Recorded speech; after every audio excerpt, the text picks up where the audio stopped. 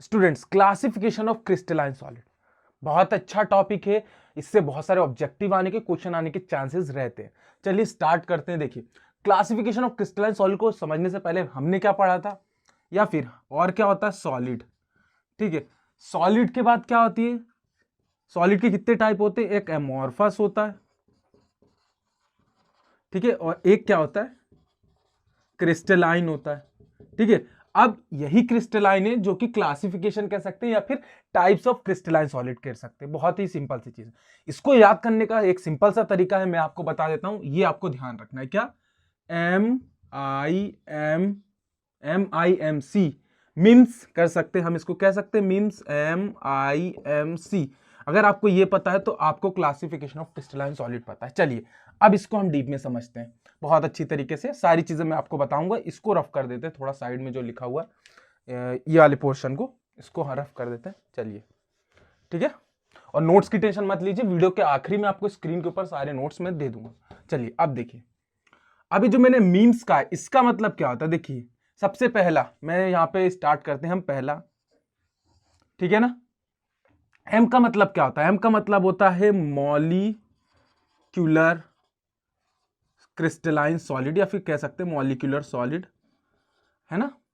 उसके बाद जो आई लिखा है, आई मतलब होता है आयोनिक, क्या होता है आयोनिक सॉलिड, ठीक है। और इस वाले एम का मतलब होता है मेटेलिक सॉलिड, और जो आखिरी में सी लिखा है इसका मतलब होता है कोवेलेंट, ठीक है। सॉलिड भी लिख देते, क्रिस्टलाइन सॉलिड भी लिख सकते, कोई दिक्कत नहीं उससे।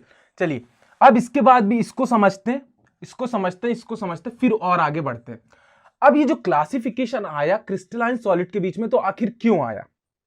देखिए मैं आपको सिंपल सी चीज बताना चाहता हूं, क्लासिफिकेशन जो है क्रिस्टलाइन सॉलिड का आया तो क्यों आया।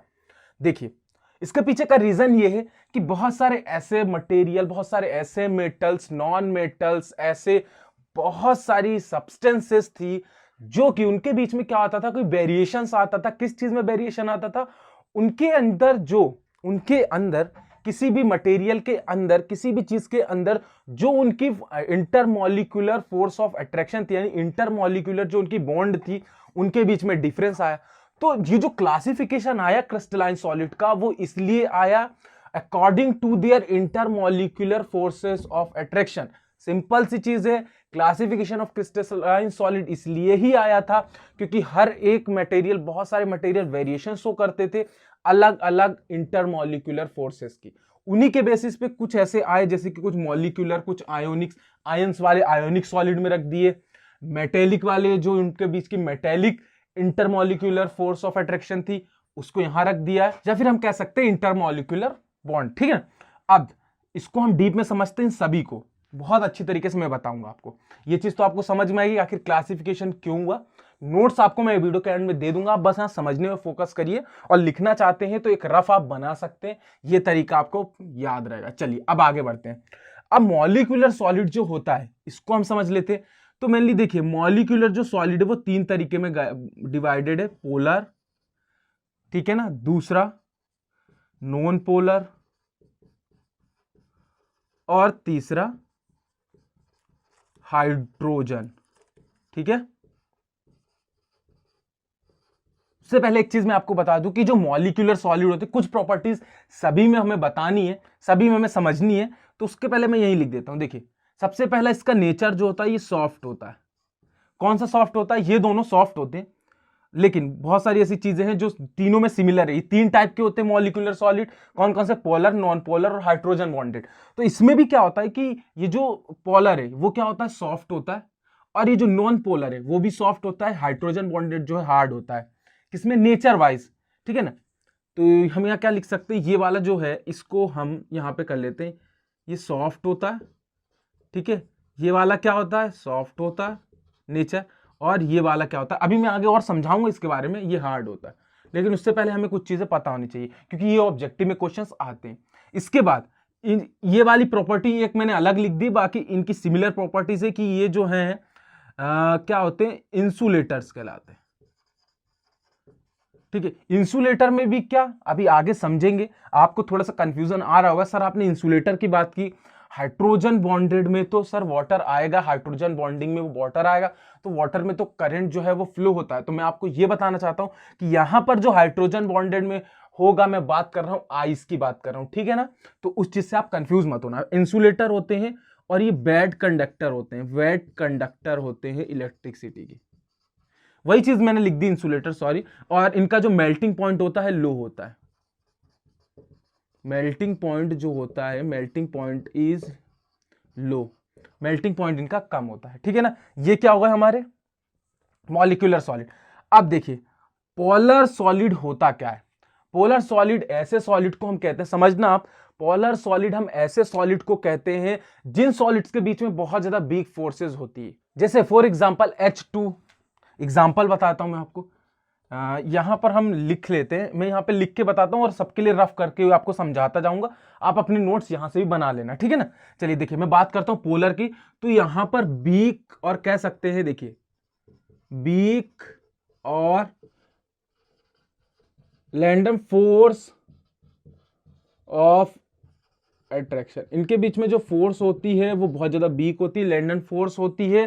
जैसे फॉर एग्जांपल मैं बात करता हूँ H2 की, Cl2 की, ये इनके एग्जांपल है, और भी बहुत सारे ऐसे एग्जांपल है, ठीक है ना।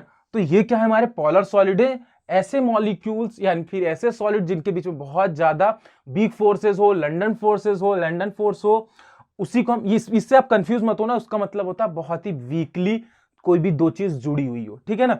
तो वो क्या कहलाता है, उसके एग्जांपल है H2Cl2, वो हमारे आते हैं पोलर में। और ऐसे मेटल्स या फिर कह सकते हैं ऐसे सब्सटेंसेस, ऐसे क्रिस्टलाइन सॉलिड जिनमें डाइपोल डाइपोल इंटरेक्शन हो, जैसे कि HCl, SO2। और ये जो डाइपोल डाइपोल इंटरेक्शन है, मेनली हम इसको ये कह सकते हैं, इससे जो है ये वाली जो फोर्स है, इससे क्या होती है, स्ट्रॉन्ग फोर्स लगती है। Dipole dipole interaction and force of attraction is relatively more than polar solid, ठीक है। पोलर सॉलिड से रिलेटिवली ज्यादा होती है, इसके एग्जांपल है, और भी एग्जांपल आप लिख सकते हैं, ETC कर देता हूं, है ना। तो ये क्या है, हमारी दो चीजें हो गई, पोलर और नॉन पोलर, ये उसके बारे में। अब बात करते हैं हाइड्रोजन की। तो हाइड्रोजन में ज्यादा कुछ हमें समझने की चीज नहीं है। हाइड्रोजन बॉन्डेड में मेनली क्या चीज आती है, ऐसे क्रिस्टलाइन सॉलिड जिनके बीच में क्या हो, जैसे कि मैं आइस की बात करूं, ऐसे क्रिस्टलाइन सॉलिड जिनके बीच में क्या हो, हाइड्रोजन बॉन्ड बनो। सिंपल सी चीज है, वाटर का एग्जांपल ले सकते हैं आइस के फॉर्म में, है ना। तो काफी ज्यादा चीजें टफ नहीं है, बहुत ज्यादा इजी है, बस हमें यहां समझना है। तो चलिए ये दो चीजें आपने मॉलिक्यूलर सॉलिड में ये सब चीजें समझ ली। ये जो प्रॉपर्टी मैंने आपको बताई, ये सॉफ्ट होता है, ये सॉफ्ट होता है, ये हार्ड होता है, ये इंसुलेटर, ये सारे इंसुलेटर होते हैं, सबका मेल्टिंग पॉइंट लो होता है, ठीक है ना। इस चीज से आप समझ गए, ये बहुत अच्छे से आपको समझना पड़ेगा, है ना। अब इसको रफ करते हुए बढ़ते हैं हम आयोनिक की बात करते हैं। तो इसको रफ करने के लिए मैं कुछ ले लेता हूं। चलिए अब सेकंड को समझते हैं, आयोनिक। अब ये जो आयोनिक सॉलिड लिखा है, तो इसमें सिंपली लिख रहा है आयोनिक, आयोनिक मींस आयन। जैसे कि मैं बात कर सकता हूं कैटायन की, और किसकी बात कर सकता हूं, एनायन की। अब देखिए जो कैटायन और एनायन है, यही ये क्या है, इसके कॉन्स्टिट्यूएंट पार्टिकल है। और कॉन्स्टिट्यूएंट पार्टिकल्स मींस जो कि मेनली रिस्पॉन्सिबल है किसके लिए, इनके बीच में इंटरमॉलिक्यूलर फोर्स ऑफ अट्रैक्शन के लिए, ठीक है ना। अब देखिए ये चीजें हो गई क्या, आयोनिक सॉलिड की। अब ये जो कैटायन है और एनायन है, ये क्या है, हार्ड होते हैं, ये हार्ड है, यानी कि जो आयोनिक सॉलिड होते हैं हार्ड एंड ब्रिटल होते हैं।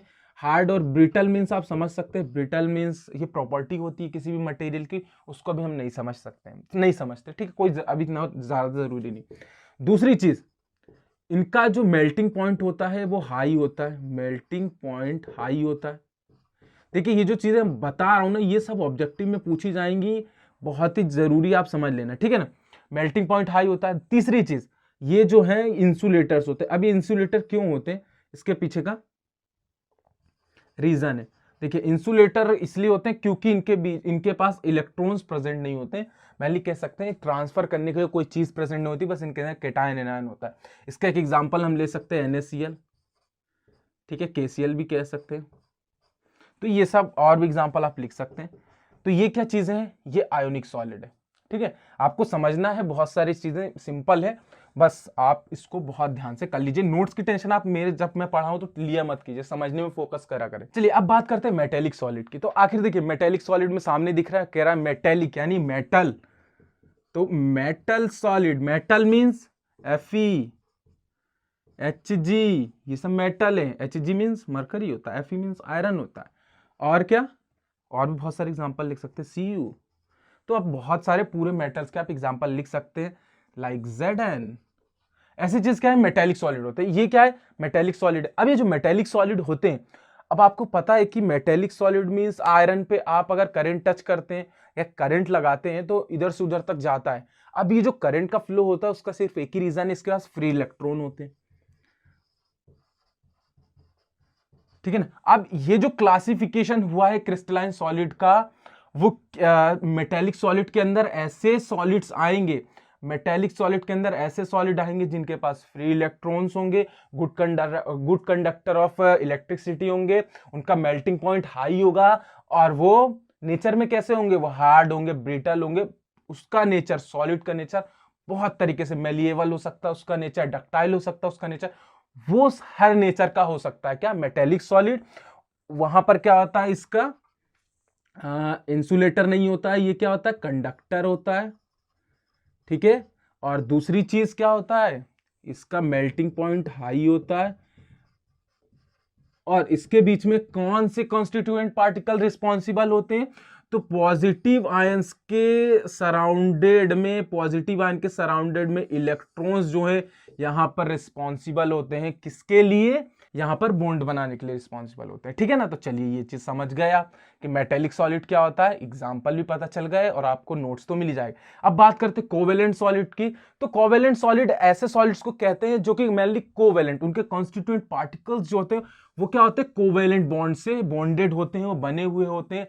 जैसे कि मैं बात कर सकता हूं आपसे डायमंड की। उतनी ज्यादा चीजें समझने के लिए हमें बहुत ज्यादा डीप में जाने की जरूरत नहीं, क्योंकि यहां से जो क्वेश्चंस पिक होते हैं वो मेनली क्या होते हैं, यहां पर पूछा जाता है कि किसका मेल्टिंग पॉइंट हाई होता है, किसका नेचर क्या है, कौन सा कंडक्टर है, कौन सा इंसुलेटर है। मेनली बहुत अच्छा ऑब्जेक्टिव का चैप्टर है। कितने टाइप्स के क्रिस्टलाइन सॉलिड होते हैं, कितने टाइप्स के मॉलिक्यूलर सॉलिड होते हैं, बहुत अच्छा है। ठीक है, इसके एग्जाम्पल ले लेते हैं, डायमंड। ठीक है, और डायमंड के अलावा हम कह सकते हैं सिलिकॉन, सिलिकॉन कार्बाइड। और ये नोट्स जो है, अब आपको साइड में एक नोट्स दिख रहा होगा, ये मैंने बहुत अच्छे से समझा दिया, इससे ज्यादा आपको समझने की जरूरत नहीं है इस टॉपिक से।